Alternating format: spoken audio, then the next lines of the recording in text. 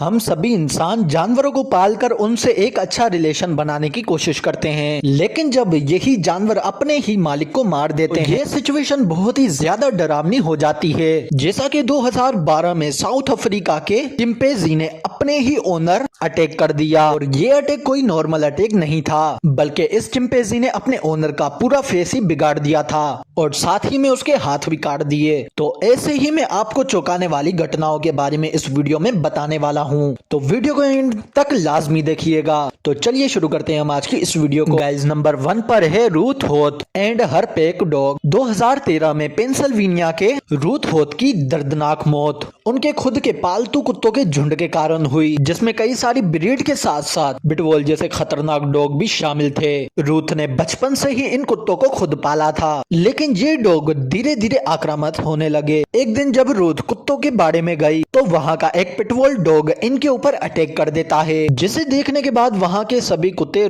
Ruth पर attack कर देते हैं। जब तक ये वहाँ से निकल पाती तब तक कुत्तों ने अपना काम कर चुके थे। मतलब कि 2013 के इस एक्सीडेंट के बाद रूथ की दर्दनाक मौत हो गई। नंबर 2 पर है Dan Braden and his python. Guys, 31 साल के डैन ब्रेडन को अपने घर में स्नेक पालना इतना पसंद था, ये अपने सभी स्नेक को घर में तो छोड़ो बल्कि अपने बेडरूम में रखते थे। इनके पास 8 फीट से भी ज्यादा लंबे स्नेक थे। ये हर समय इनके साथ इनके बेडरूम में रहते थे। इसके अलावा इन्हें स्पाइडरमैन अपने रूम में रखना पसंद था। ऐसा नहीं है कि ये पिछले 1-2 सालों से स्नेक को पाल रहे हों, बल्कि ये पिछले 12 सालों से स्नेक्स को पाल रहे थे। लेकिन इन सभी स्नेक में से इनको एक स्नेक बहुत ज्यादा पसंद था, जिसका नाम इसने टाइनी रखा। ये ज्यादातर उसी स्नेक के साथ अपने बेड पर सोता था और उसे अपने साथ ही रखते थे। एक बार अचानक से डैन की माँ को उसके रूम में से कुछ गिरने की आवाज आई, और जब इनकी माँ ने इनके रूम में जाकर देखा तो उस समय पर डैन मरा हुआ पड़ा था। उसके बाद पोस्टमार्टम में खुलासा हुआ कि डैन की मौत दम घुटने की वजह से हुई, और इसकी मौत के समय टाइनी, जो इसका सबसे प्यारा स्नेक था।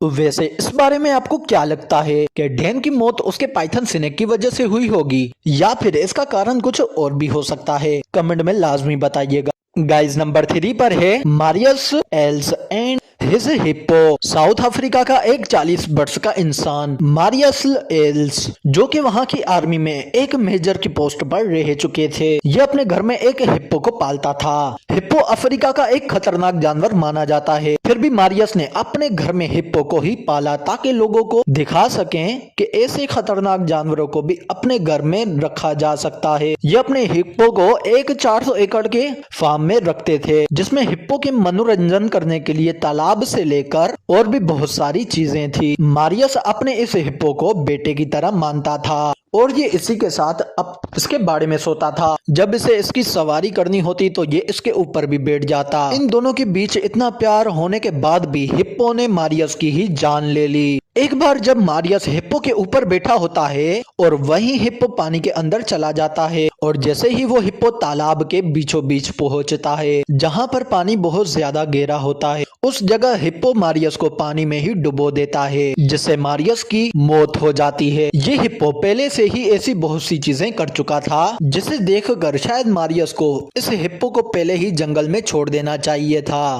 इस हिप्पो ने एक व्यक्ति को और उसके पोते को पेड़ पर चढ़ने के लिए मजबूर कर दिया था, और इसने पहले कई सारे गाय के बछड़ों को भी मार दिया था। ये इतनी सारी चेतावनियों को देखने के बाद भी मारियस एल्स ने इस हिप्पो को अपने घर में ही रखा। गाइज, अगर आपने चैनल को अभी तक सब्सक्राइब नहीं किया तो लाजमी करिए, ताकि आने वाली वीडियो आप तक बआसानी पहुंच सके।